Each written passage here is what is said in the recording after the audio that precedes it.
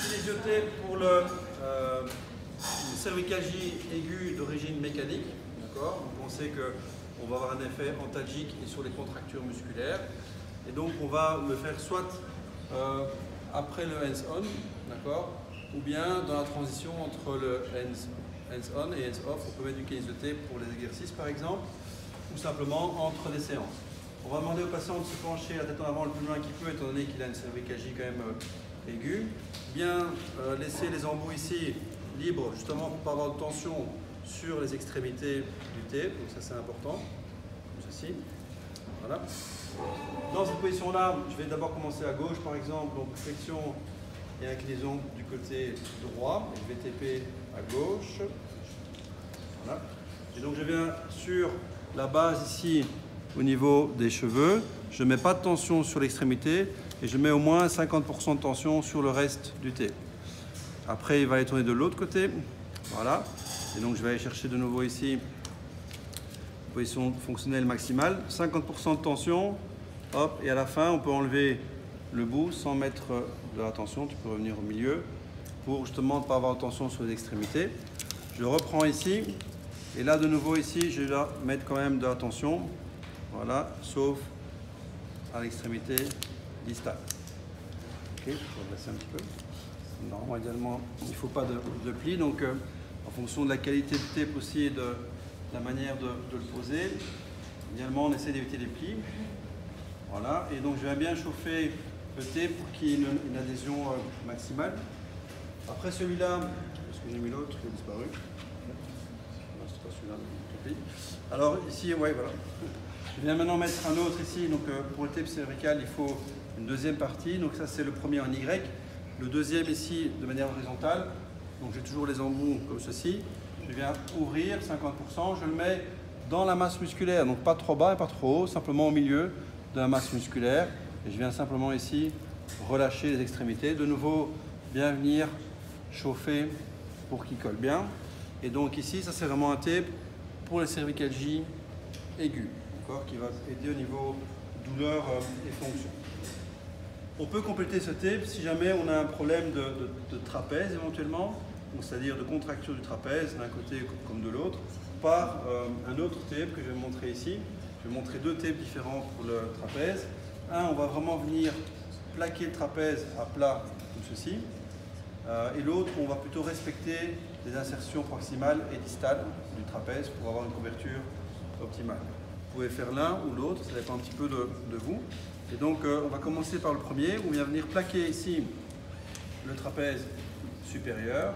Donc, je viens toujours laisser un embout libre. Repérer l'endroit où vous avez plus de sensibilité au niveau du trigger. D'accord? Voilà, c'est plutôt ici, là. Ok. Donc, là où j'ai plus de sensibilité, je viens recouvrir ici. Donc, je mets l'embout où je n'ai pas enlevé la colle, j'ai encore l'embout, pardon, au niveau de la clavicule. Je pousse ici, je mets de la tension de nouveau 50%, et je viens recouvrir simplement le trapèze et je relâche en distal. Okay. Donc ça c'est pour le trapèze supérieur. Maintenant il faut enlever ici devant. Donc de nouveau attention au risque dermatologique, d'accord. Donc vraiment faire attention à l'extrémité distale pour ne pas avoir de tension et d'hypovascularisation entre guillemets au niveau de la peau. Et attention au risque d'allergie de la colle. Bien informer le patient, si vous avez des chatouillements, des picotements qui viennent assez rapidement, il faut directement enlever le tape. D'accord, ça c'est vraiment important. On peut éventuellement, parce que sinon on peut avoir une brûlure vraiment du premier, deuxième, voire troisième degré si ça reste longtemps. On peut faire le même tape que je fais de l'autre côté en pinçant vraiment le trigger, donc c'est une autre manière de faire. Là, je le montre en kinésiotape, mais sachez que pour ce tape-là, comme pour l'autre que je vais faire ici, on peut aussi le faire en rigide. D'accord ? De nouveau, quel est le confort du patient, l'efficacité ressentie, à vous de voir un petit peu avec le patient. Donc de nouveau, bien ressentir ici, voilà l'endroit qui est plus sensible. Je viens ici prendre la même prise où je viens pincer le trigger. Je maintiens le pincement du trigger ici. Pendant que je viens taper, j'enlève mon pouce au dernier moment. Et donc, je vais forcément avoir un petit pli de peau. Ce petit pli de peau, si le tape ne reste pas trop longtemps, c'est pas très grave, d'accord? On va pas garder ça longtemps. D'accord? Et donc on vient vraiment simplement avoir ici un petit pli qu'on va pouvoir voir qui va rester maximum 24 heures. Okay? Donc c'est deux manières différentes. Ici, sans pli, on vient plaquer vraiment à plat. Et ici, on essaie de garder ce mouvement de pincement qui va être moins fort évidemment avec le TP. L'autre manière encore de faire un peu une diminution de l'activité électromyographique du trapèze, pour les contractures, c'est de venir le TP de son insertion proximale en direction de son insertion distale, donc en direction ici du prolongement de l'épine et de l'angle supéro-interne de la clavicule. Et donc ça c'est une autre manière encore de faire. De nouveau, je fais l'inverse. À vous de voir comment c'est le mieux par rapport à votre patient. Qu'est-ce qui fonctionne le mieux? Quelle est votre préférence? Quelle est la préférence du patient aussi dans ses mouvements? D'accord. Là, on peut aussi éventuellement de nouveau faire une flexion et légèrement donc, aller de ce côté-ci, donc mettre en préposition, d'accord. Et je viens partir de l'insertion proximale et je vais en direction distale ici au niveau de l'épine et en direction distale ici en direction de l'angle supéro-interne. Tu peux revenir en position neutre, voilà. À partir de là maintenant, je viens enlever ici les insertions ici sans tension, parfait. Et ici au-dessus, voilà. Et seulement maintenant, je viens vraiment donc de nouveau bien lisser pour chauffer le tape de manière à ce qu'il colle bien. Voilà, et ça c'est une autre manière pour le trapèze. De manière complémentaire, un autre tape qu'on peut faire, c'est plus pour l'espace sous-acromial, donc sur le côté. L'idée étant un petit peu, entre guillemets, de mimiquer un petit peu, de favoriser un petit peu cette position-ci de recul. Donc ça c'est un petit peu l'idée. De nouveau, on peut le faire aussi bien en rigide qu'en kinésiotape. Souvent en kinésiotape, c'est quand même un peu plus facile pour la mobilité. Pour un mouvement sportif, c'est quand même parfois plus facile. Il y a des études aussi bien en kinésiotape qu'en McConnell tape par rapport à cet espace sous-acromial. Il y en a qui préfèrent le McConnell, d'autres qui préfèrent le kinésio. De toute manière, dans les études où vous avez des preuves avec le kinésiotape, il faut au moins mettre 50% de tension. D'accord? Et donc, ça ne sert à rien de faire juste ça. Il faut vraiment essayer de doubler la distance, la longueur. D'accord? Pour avoir un effet quand même à ce niveau-là. Premier tape, on va demander au patient de se mettre comme ceci en rotation externe du bras. D'accord? Correction de la clavicule, correction ici autograndissement, donc de se maintenir dans la position de correction. Et dans la position de correction, je pars ici, tu peux venir ici un peu devant, du sillon ici delto-pectoral, d'accord, donc vraiment du sillon delto-pectoral ici. Je déborde un petit peu du sillon delto-pectoral et je vais venir ici par contre en dessous de l'épine, d'accord. Je viens mettre de la tension ici et je viens ici en dessous de l'épine dans la fosse infra-épineuse. Là, il se décolle devant. Voilà. Donc de nouveau, quand on met plus de tension, il faut quand même un bon kinésiotape avec une colle quand même efficace pour qu'il tienne bien. Mais alors de nouveau, attention au risque de cutané par rapport à la traction distale sur les extrémités et ou à la qualité de la colle. Okay. Donc ici voilà, bien chauffé. Donc ça c'est le premier tape qu'on peut faire donc, pour l'espace sous-acromial. On a quand même pas mal d'études qui montrent l'intérêt de le faire. Le deuxième tape qu'on peut faire, c'est plus en bretelle, qui est très efficace aussi, qu'on peut faire de nouveau en kinésiotape ou en rigide. Donc ici, je montre en kinésio.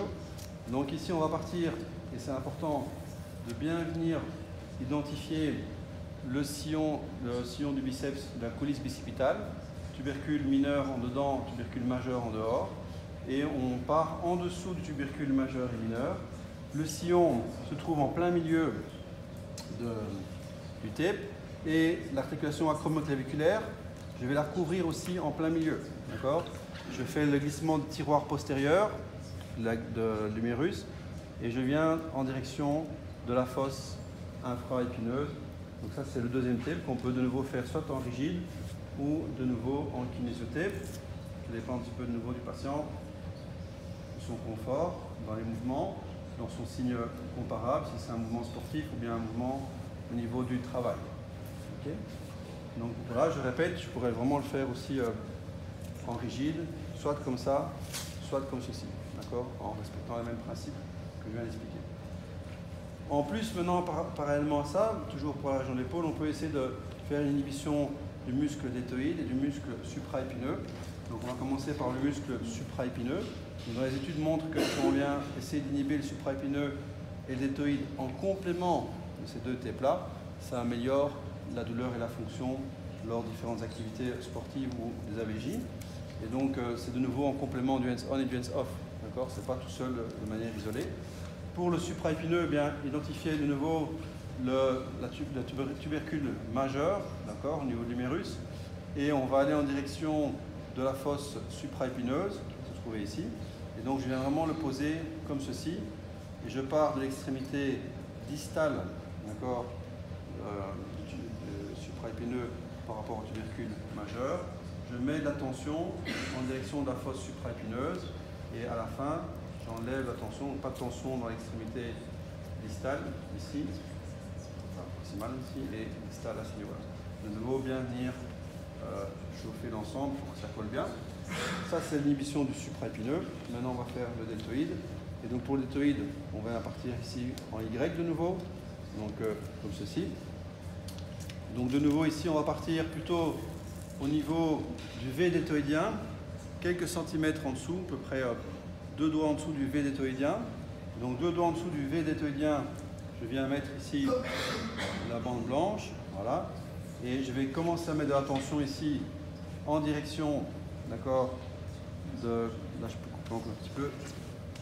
Donc on va vraiment essayer de respecter le deltoïde postérieur et le deltoïde antérieur. Le deltoïde postérieur qui vient sur le tiers externe de l'épine. Et donc je remonte jusque là, d'accord. Pas de tension de nouveau à la fin. Deltoïde antérieur qui vient jusque dans le sillon deltopectoral. Okay, et donc je viens en grosso modo quasiment sur l'apophyse coracoïde. Donc de nouveau ici, après on vient bien enlever. Enfin, c'est pas toujours facile au niveau de l'adhérence ici. Voilà.